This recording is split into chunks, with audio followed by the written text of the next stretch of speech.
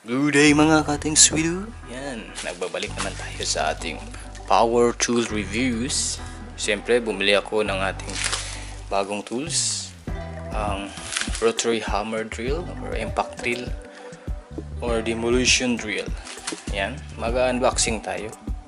Siyempre, nabuksan ko na to. Pero bubuksan natin ulit.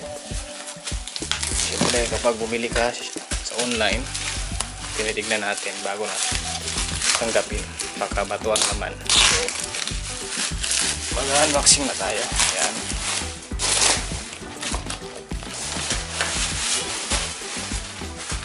kalagay sa karton. Ayan, siyempre yung lalagyan ay naka-bubble wrap din. Ayan, may sarili siyang case.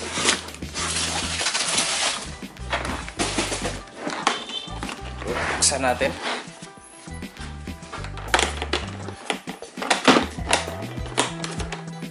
Yan. So yan, hindi mawawala ang ating paboritong manual, demolition hammer. Wala siyang brand kasi made in China siya. Meron siyang freeing gloves. Yan, siyempre ang kanyang mga libreng carbon brush, yung libre yung mga yan, dalawang diesel, yung pointed at flat.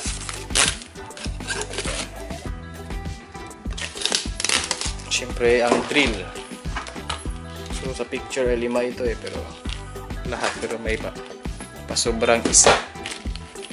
So may drill siya. Ayan. Concrete drill bit. Siyempre dito yung lock niya. So ayan. At ano pa? Ito, cover dito. Siyempre kanyang grease para sa gear, para di makuha natin gear, masugatan. Ayan, greases.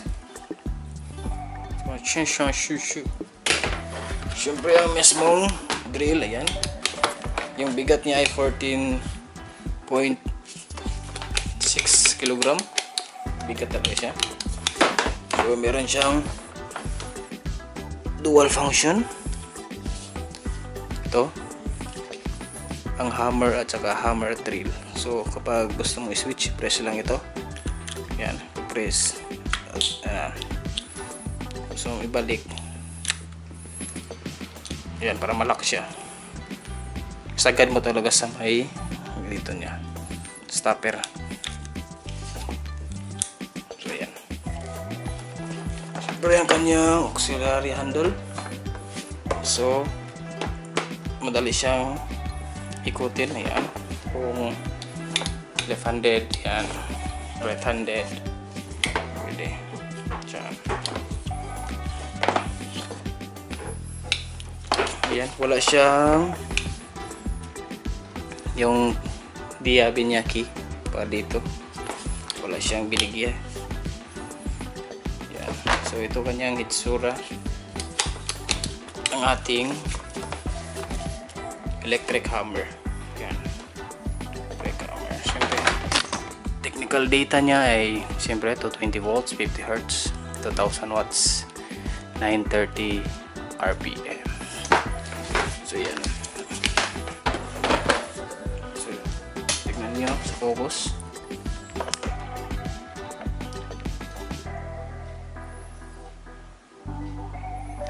Ito lang ang name niyang brand. So check natin ang kanyang mga parts. Siyempre dito kanyang ilagay mo ang kanyang mga bala. So ayan, plastic. Ito plastic yung handle. Ito metal na mix na bato.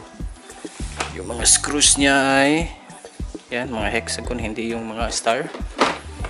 Sa motor area, yan, siyempre copper ang winding nito. Yan sa ilalim niya, plastic ito. Yan, ang handle, power switch, kanyang plug. Yan. So dito yung nilalagay yung fuel natin. Yan. Pero ang susi niya same din ang susi ng grinder, pero parang malaki ito. Yan. So ituturo ko sa inyo kung paano magkabit ng kanyang bits. Yan, simple lang kabit. So i-try natin ang yung chisel na pointed. Yan, may specific area siya na pwede mong ipasok.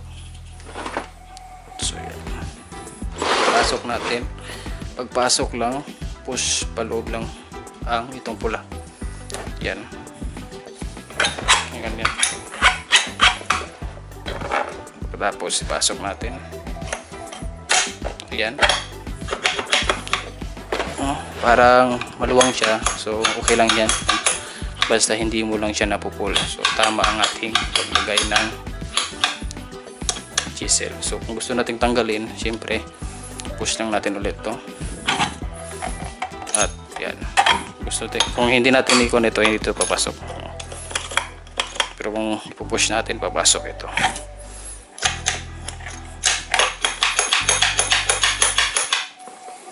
So ititest muna natin ang ating demolition hammer drill kung may power ba siya. Saka natin itong pasukan.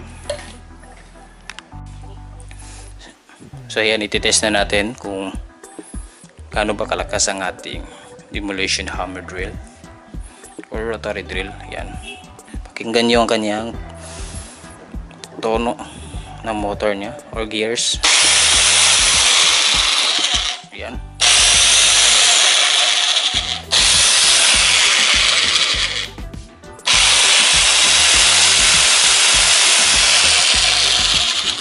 Niya.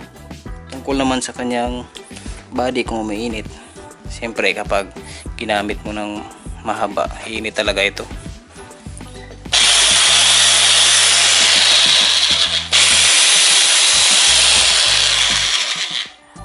Tungkol naman sa vibration niya, siyempre sakto lang. Pero kapag ginamitan mo na or tinira mo na yung bato, siyempre lalakas ang vibrate nito kasi kinokontra niya yung puwersa. So ayan.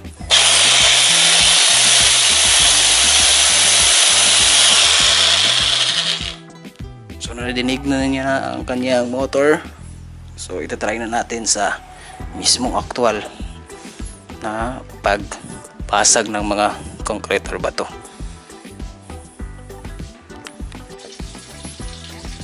So itatry ko yung ating drill.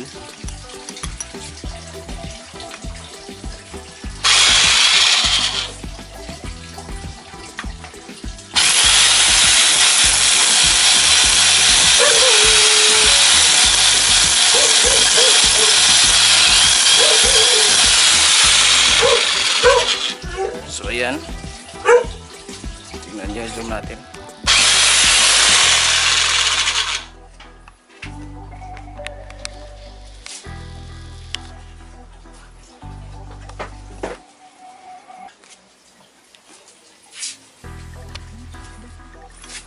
Ulit.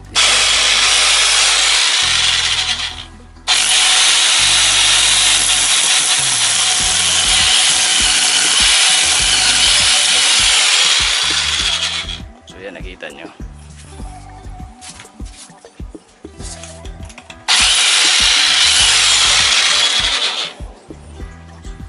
So i-try naman natin yung ating chisel. So yan, i-try natin ating pointed lang ating gagamitin.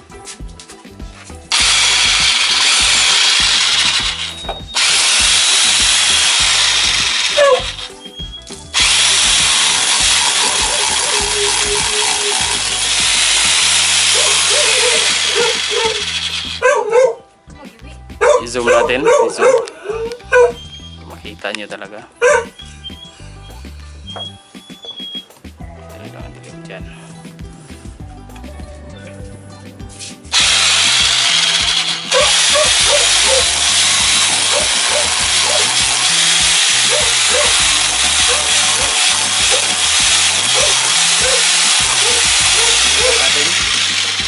gamit natin yung drill at saka hammer. So ilipat natin sa hammer.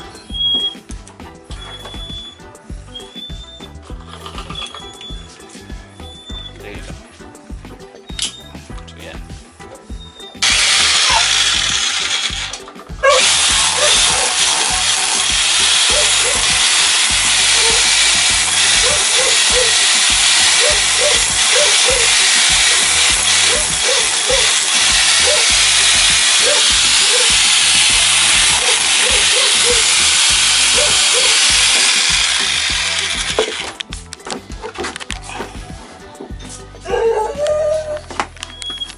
So yan guys,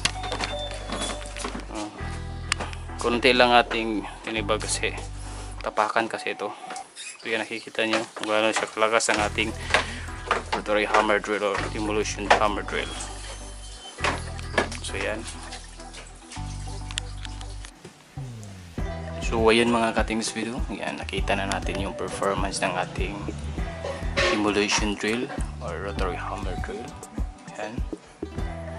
Yung free niya chisel na pointer, okay lang naman. Yan, kadalasang free kasi mas madaling mayupi. Pero ito, matibay siyang nabakal. Siyempre yung vibration kapag nakatira na sa semento, siyempre dumudoble yung vibrate. Pero kaya naman i-handle kasi meron naman siyang ito, nice grip na handle, ang auxiliary handle. Bukod sa magandang hawak mo dito sa kanyang main power switch handle yan. Siyempre yung init niya, saktong init lang, hindi naman to gaanong nakababad talaga na focus. So pahinga basta ganitong mga hindi branded na demolition hammer drill. Yan. So kung i-rate ko to, siyempre bibigyan ko pa rin ito ng 5 star kasi maganda naman ang kanyang quality. Mga groove niya, mga kaya detalyado. So kahit mura lang siya, nasa kuan pala ito 2,500 kasama ng shipping doon. Ayan, electric hammer lang nakalagay.